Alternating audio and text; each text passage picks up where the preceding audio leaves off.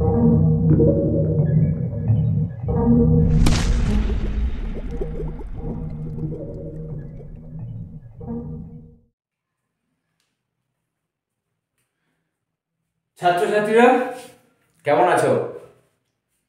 আশা করি তো ভালো আছো, আর ভালো তো থাকতেই হবে। মনে রাখবে, সিজন চেঞ্জ হচ্ছে, মানে শরীরের দিকে খেয়াল রাখতে হবে। অর্থাৎ এই যে ঠান্ডা যাচ্ছে, অর্থাৎ শীতকাল যাচ্ছে, গ্রীষ্মকাল আসছে, শরীরটাকে ঠিকঠাক রাখতে হবে।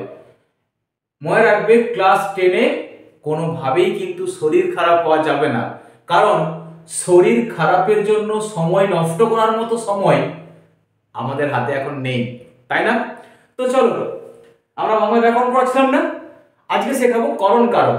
কারণ আমাদের কর্তৃকারক আর কর্মকারক হয়ে গিয়েছিল। যারা আজকে প্রথম আমার ভিডিও দেখছো তাদেরকে বলবো, তোমরা কর্তৃকারক, কর্তৃকারকের প্রকারভেদ, কর্মকারক, কর্মকারকের প্রকারভেদের ভিডিওগুলো দেখে তারপর করণ কারক দেখবে। তো চলো শুরু করি। করণ কারক, তাই তো? করণ কারক, দেখো, যদি করণ কারকের ব্যুৎপত্তি বের করা হয়, ব্যুৎপত্তি করা হয়, ক্রি হচ্ছে এর ধাতু হয়েছে, যুক্ত অনট ব্র্যাকেটে অন সমান করণ। এখান থেকে কি অর্থ বেরোয়? যার দ্বারা ক্রিয়া সম্পাদন করা হয়, যার দ্বারা ক্রিয়া সম্পাদন করা হয়। হয়েছে? এখন তোমাদের প্রশ্ন হবে, স্যার, যার দ্বারা ক্রিয়া সম্পাদন করা হয়, এই লাইনটার মানে কি?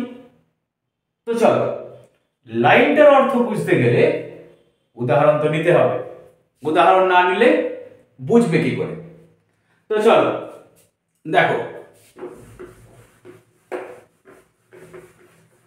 একটা উদাহরণ নিই ফার্স্ট, সিম্পল উদাহরণ।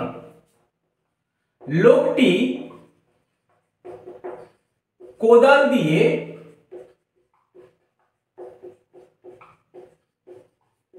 মাটি কাটে। হয়েছে? লোকটি কোদাল দিয়ে মাটি কাটে। প্রথমে কাকে খুঁজবে? সমাপিকা ক্রিয়াকে, কাটে। আচ্ছা দেখো তো, এই কাটে যে ক্রিয়াটা সম্পন্ন হচ্ছে, এই ক্রিয়াটা সম্পন্ন করছে কে? লোকটা। এ তো কর্তা, কর্তা এই ক্রিয়াটা সম্পন্ন করছে। হয়েছে? এর কর্মটা কি আছে? কি কাটে? মাটি। এটা তো কর্ম, তাহলে এটা ক্রিয়াপদ, আর এটা হচ্ছে তার কর্ম, আর এটা হচ্ছে কর্তা। কর্তা যে কর্মটা করছে, ঠিক আছে, কি মাটি কর্মটা করছে, এবং ক্রিয়াটা কি করছে? কাটে। এই কাটে কাজটা করতে যে কোন উপকরণের সাহায্য নিয়েছে? কোদাল। হয়েছে? তাহলে কর্তা যা দিয়ে ক্রিয়া সম্পাদন, কর্ম সম্পাদন করে, কর্তা যা দিয়ে ক্রিয়া সম্পাদন না বলে আমরা বলবো কর্তা যা দিয়ে কর্ম সম্পাদন করে, তাকে বলা হয় করণ। কর্তা যা দিয়ে বা যার সাহায্যে কর্ম সম্পাদন করে, বা কেউ যদি বলো স্যার আমি ক্রিয়া সম্পাদন লিখলে কি ভুল হবে? না, ভুল হবে না, কোনো ভুল হবে না। কর্তা যার সাহায্যে বা যা দিয়ে ক্রিয়া সম্পাদন করে বা কর্ম সম্পাদন করে, তাকে বলা হয় করণ কারক। তাহলে পারফেক্ট সংজ্ঞা কোনটা লিখবো? কর্তা যার সাহায্যে ক্রিয়া সম্পাদন করে, তাকে বলা হয় করণ কারক। স্যার কর্ম লিখলে কি ভুল হবে? না, ভুল হবে না। তাহলে করণ কারক তোমরা পেলে। কোন একটা বাক্যে করণ কারক কিভাবে খুঁজতে হয়? করণ কারক খুঁজতে হয় সমাপিকা ক্রিয়াকে, মনে রাখবে, সমাপিকা ক্রিয়াকে, সমাপিকা ক্রিয়াকে কি দিয়ে বা কি দ্বারা কর্তৃক, কি দিয়ে বা কি দ্বারা, কর্তৃক করা দরকার নেই, কি দিয়ে বা কি দ্বারা দিয়ে প্রশ্ন করলে করণ উত্তর দেয়।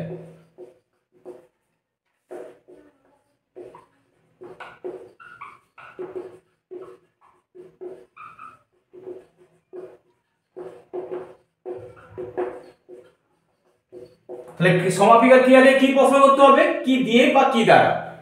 স্যার এটা তো আমরা ক্লাস 7 থেকে শিখে আসছি, এর মধ্যে কি রকেট সায়েন্স আছে?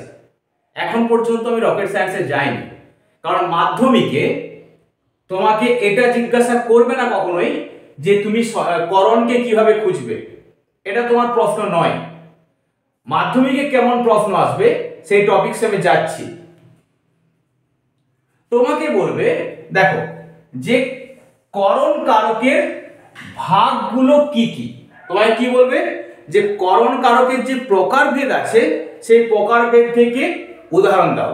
যেমন ধরো মাধ্যমিকে কেমন প্রশ্ন আসে, যন্ত্রাত্মক করণের উদাহরণ দাও, উপায়াত্মক করণের উদাহরণ দাও, সমধাতুজ করণের উদাহরণ দাও, কালাত্মক করণের উদাহরণ দাও, আর লক্ষণাত্মক করণের উদাহরণ দাও, করণ কারকের বিপসার উদাহরণ দাও। তো চলো শুরু করি একটার পর একটা উদাহরণ দিয়ে। প্রথম ভাগ যন্ত্রাত্মক করণ।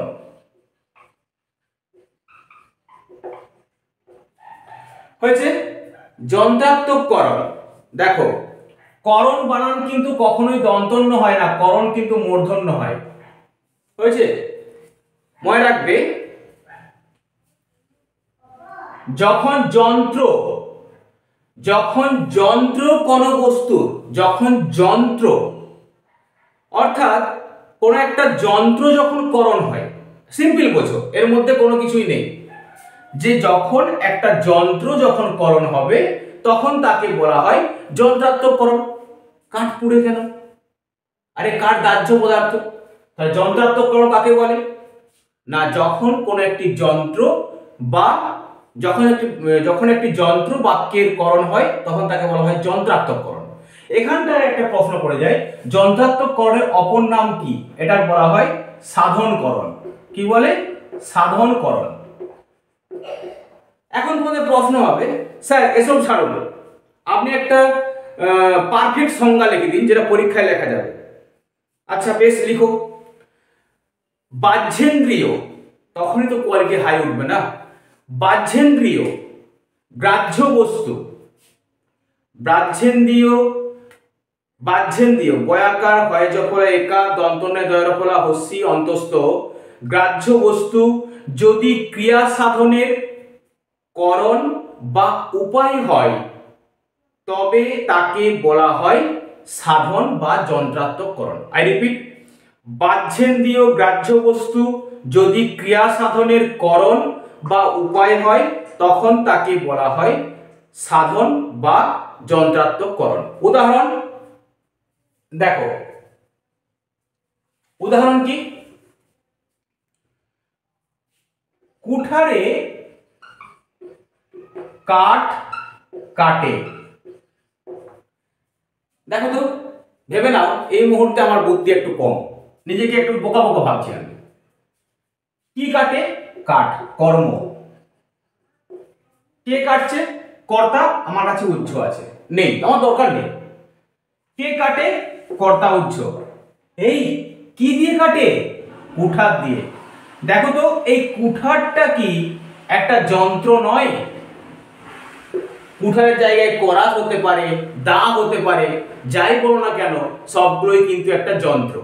মোট কথা গোদা বাংলায় সিম্পল বোঝো, যখন করণ একটা যন্ত্র হয়ে যাবে তখন তাকে বলবো আমরা যন্ত্রাত্মক করণ। কিন্তু মাই ডিয়ার স্টুডেন্ট, একটা কথা মনে রাখবে, যারা কোশ্চেন করছে, যারা সেটার, তারা ভালো করেই জানে যে যন্ত্র কখনো যন্ত্রাত্মক করণ যদি আমি দিই পরীক্ষাতে, যে যন্ত্রাত্মক করণের উদাহরণ দাও, আমার স্টুডেন্টরা ইজিলি করে নেবে। পরীক্ষাটা তো মাধ্যমিক, 7 পরীক্ষা তো নয়, তাই যাতে ইজিলি করতে না পারো তার জন্য যন্ত্রাত্মক করণের উদাহরণটা পরীক্ষাতে খুব কম দেয়। কাকে দেয়, যেটা নেক্সট করাচ্ছি। তাহলে 1 নাম্বার কি হলো, যন্ত্রাত্মককরণ, তোমাদের কোনো প্রবলেম নেই। নেক্সট ওয়ান হচ্ছে উপায়াত্মককরণ। উপায়াত্মককরণ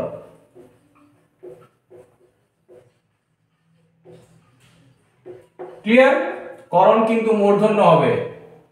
উপায়াত্মককরণ, এখন তোমাদের প্রশ্ন হবে যে স্যার উপায়াত্মককরণ কাকে বলে, উপায়াত্মককরণ কাকে বলে, লিখে নাও তাহলে।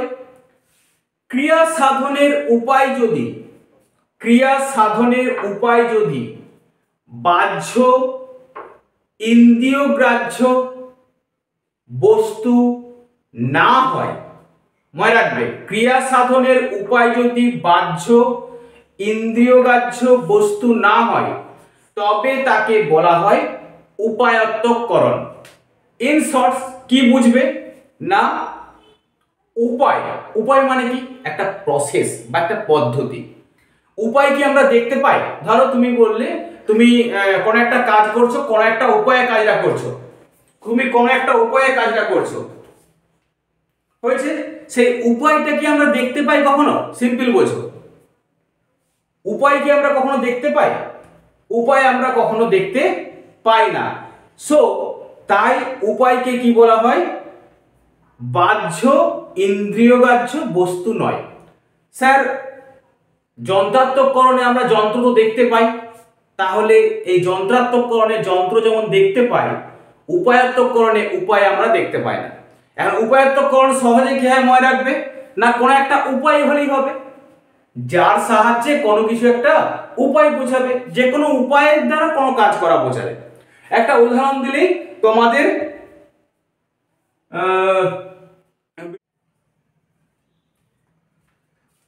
তো চলো উপায়াত্মককরণের একটা উদাহরণ দিয়ে তোমাদেরকে বিষয়টা আমি স্পষ্ট করছি। ওকে, যেমন ধরো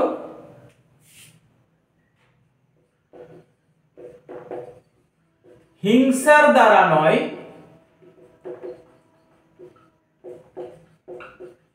প্রেম দিয়ে জয় করো।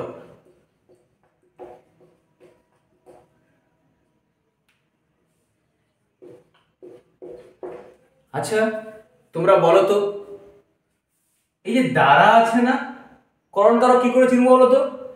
কি দিয়ে নয়, হিংসা দিয়ে নয়। হিংসা কি, করণ, আর এখানে প্রেমটা কি, করণ, তাই তো? স্যার কি করে দেখো, অ্যাকচুয়ালি করো, কি দিয়ে নয়, কি দিয়ে করো, প্রেম দিয়ে। কি দিয়ে নয়, হিংসা দিয়ে নয়। আর ইন শর্টস সহজে মনে রাখার জন্য আমরা জানি এই দ্বারা অনুসর্গের আগে যে আছে, দ্বারা বা দিয়ে অনুসর্গের আগে যে আছে সে সবসময় কে হয়, করণ হয়। ডাউট? No doubt. এখন দেখো আমাকে বলো তো, তোমরা হিংসা কথাটা বলো বা প্রেম কথাটা বলো, তোমরা এই হিংসা বা প্রেম এগুলো চোখে দেখতে পাও? দেখতে আমরা পাই না। তাহলে আমি সংজ্ঞায় কি বলেছি, ক্রিয়া সাধনে, মানে ক্রিয়া সাধন মানে কি, ক্রিয়া যার দ্বারা করা হয়, ক্রিয়া সাধনের উপায়টা যদি দৃষ্টিগ্রাহ্য না হয়, অর্থাৎ বাহ্য, অর্থাৎ বাইরে থেকে, বাহ্য একটা ভালো ভাষা দিয়ে আছে আর কিচ্ছু নয়, ইন্দ্রিয়গ্রাহ্য না হয়, অর্থাৎ ক্রিয়া যার দ্বারা সম্পন্ন করা হচ্ছে সেটা যদি চোখে না দেখা যায় সেটাকে বলা হয় উপায়াত্মককরণ। উপায় কি, ছলে বলে কৌশলে আমি তোকে মারবই, এই যে ছলে বলে কৌশলে তুমি লোকের বল দেখতে পাবে না লোকের ছল দেখতে পাবে, কিছুই দেখতে পাওয়া যায় না, এগুলোকে বলা হয় উপায়। তো যে উপায় দিয়ে কোনো একটা উপায় দিয়ে যখন কোনো একটা কর্ম সম্পন্ন করা হয় তখন তাকে বলা হয় উপায়াত্মককরণ। উদাহরণ, ছলে বলে কৌশলে কার্য সিদ্ধি হয়, তাই না? নেক্সট, সমধাতুজকরণ। সেই আবার সমধাতুজ,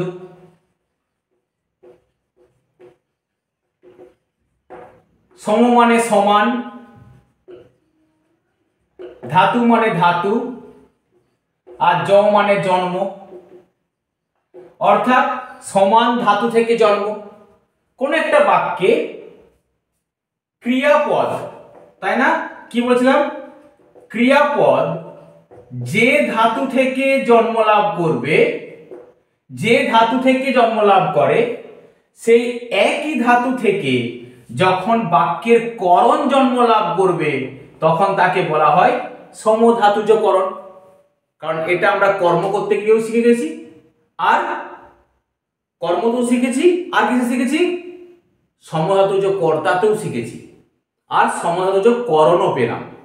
একটা উদাহরণ দাও, তাহলে বুঝতে পেরে যাবে।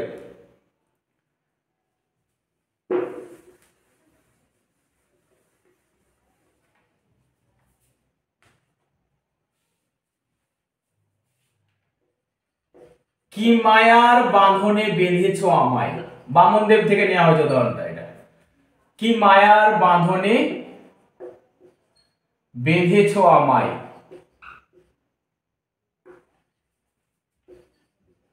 কি মায়ার বাঁধনে বেঁধেছ আমায়, হয়েছে? এই কি দ্বারা বেঁধেছ? বাঁধনের দ্বারা, তাই না? এটা কি সমাপিকা ক্রিয়া, কোথার থেকে সৃষ্টি হয়েছে? বাঁধ ধাতু থেকে, তাই তো? যেখান থেকে সমাপিকা ক্রিয়াটা সৃষ্টি হয়েছে বাঁধ ধাতু থেকে, ঠিক একই জায়গা থেকে দেখো করণটাও সৃষ্টি হয়েছে, এর মূলেও আছে বাঁধ ধাতু। তাহলে বাক্যের ক্রিয়াপদ যে ধাতু থেকে সৃষ্টি হয়েছে, বাক্যের করণ সেই একই ধাতু থেকে সৃষ্টি হয়েছে। তাহলে সংজ্ঞা কি? বাক্যের ক্রিয়াপদ যে ধাতু থেকে সৃষ্টি হয়েছে, সেই একই ধাতু থেকে যখন বাক্যের করণ জন্ম লাভ করবে তখন তাকে বলা হয় সমধাতুজ করণ। হয়েছে? যেমন লোকটা সিম্পল উদাহরণ আছে, ঘরটা ঝাড়ন দিয়ে ঝাড়ো, তাই না? ঝাড়ন, ঝাঁটাকে ঝাড়ন বলে, আর সেই কি দেওয়াল দিয়ে কি ঝাড়ে না, ওটাকে ঝাড়ন বলা হয়। তো ঝাড়ন আর ঝাড়ো একই উদাহরণ, হয়েছে? কিন্তু যেটা পরীক্ষাতে পড়ে বারবার সেটাই এর পরে। কি কি শিখলাম? সাধন বা যন্ত্রাত্মককরণ, উপায়াত্মককরণ, সমধাতুজকরণ, হয়েছে? নেক্সট হেতুময় কারণ, হেতুময়করণ। দেখো কি নেক্সট, হেতুময়করণ। এইখানটা বোঝার আছে, কারণ এই হেতুময়করণ থেকে পরীক্ষাতে বারবার প্রশ্নটা দেয়। দেখো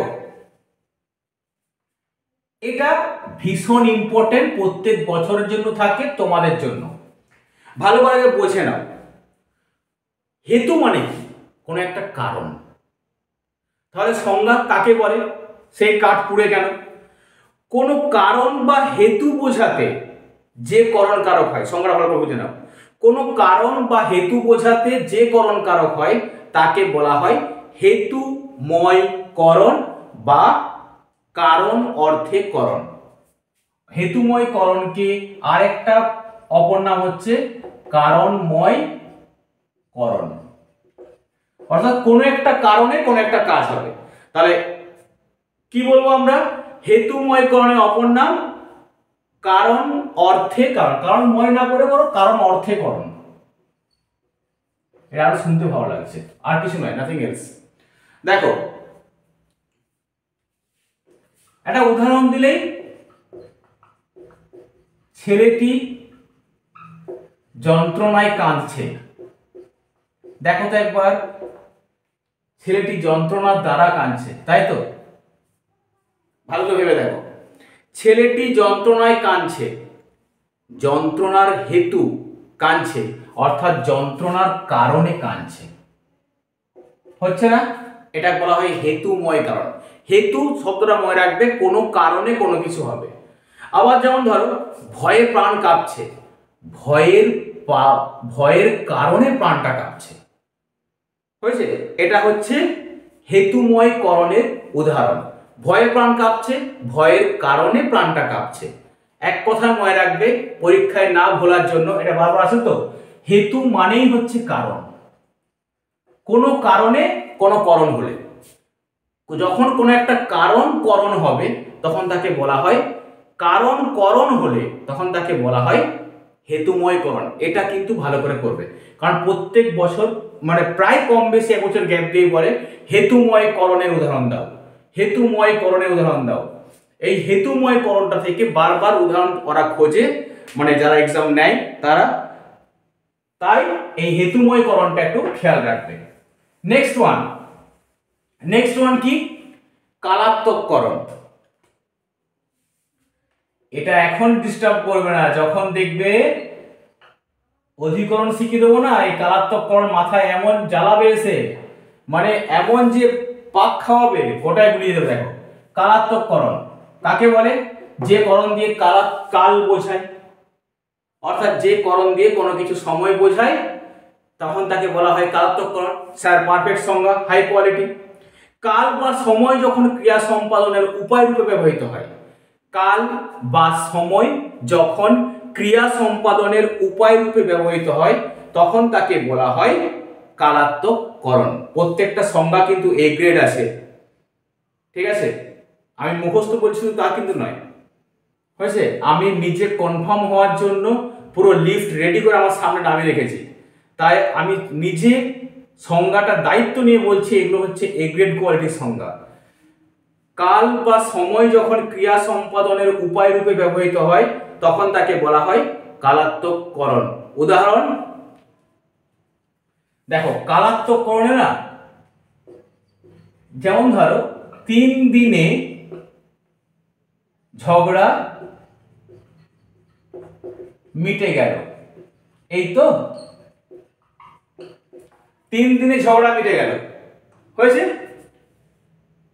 দেখো যখন এরকম পাবে 3 দিনে ঝগড়া মিটে গেল, 7 দিনে 1 সপ্তাহ হয়, হয়েছে? 30 দিনে 1 মাস হয়, মনে রাখবে 3 দিনের দ্বারা ঝগড়া মিটে গেল। অর্থাৎ সময় যখন একদিন ক্রস করে যাবে তখনই জানবে সেটা করণের দিকে যাচ্ছে। 1 দিন, 2 দিন, 3 দিন, 4 দিন, 5 দিন, 1 মাস, হয়েছে? তখনই 1 বছর, 2 বছর, 3 বছর, তখনই জানবে সেটা করণ। এখন এইটুকু মনে রাখো, অধিকরণটা শিখিয়ে দেওয়ার পরে আবার এই পাঠটাতে আসবো। 7 দিনে 1 সপ্তাহ হয়, 7 দিনের দ্বারা 1 সপ্তাহ হয়, এই উদাহরণটা বারবার দেয়। 30 দিনে 1 মাস হয়, 30 দিনে কি কারণ? 30 দিনের দ্বারা 1 মাস হয়, এটা হচ্ছে কালাত্মককরণ। নেক্সট, লক্ষণাত্মককরণ।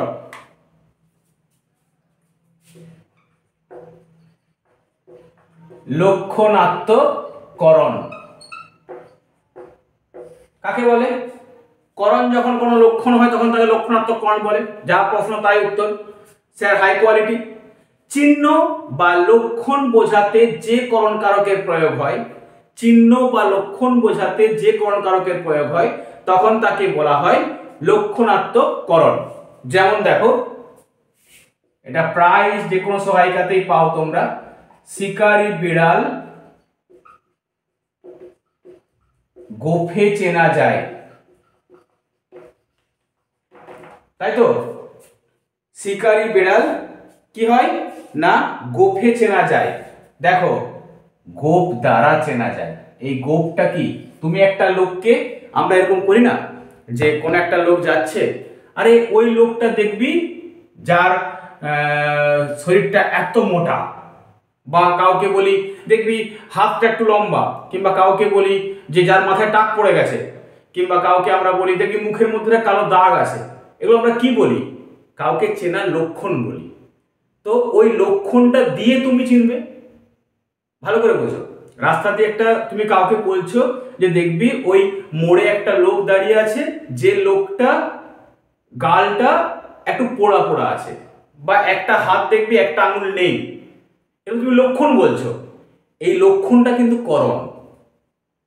তাই শিকারী বিড়াল গোফে চেনা যায়, অর্থাৎ গোপ দ্বারা চেনা যায়, এটাকে বলা হয় লক্ষণাত্মককরণ।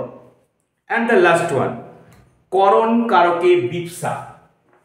আমি আগেই বলেছিলাম যে বিপসা কথার অর্থ হলো কি, একই শব্দের একই পদের পুনরাবৃত্তি। মনে পড়েছে? কর্মের বিপসা শিখেছিলাম, আজকে শেখাবো করণের বিপসা। কি হবে স্যার উদাহরণ? তোমাদের বই থেকে উদাহরণটা নিই। পোস্টারে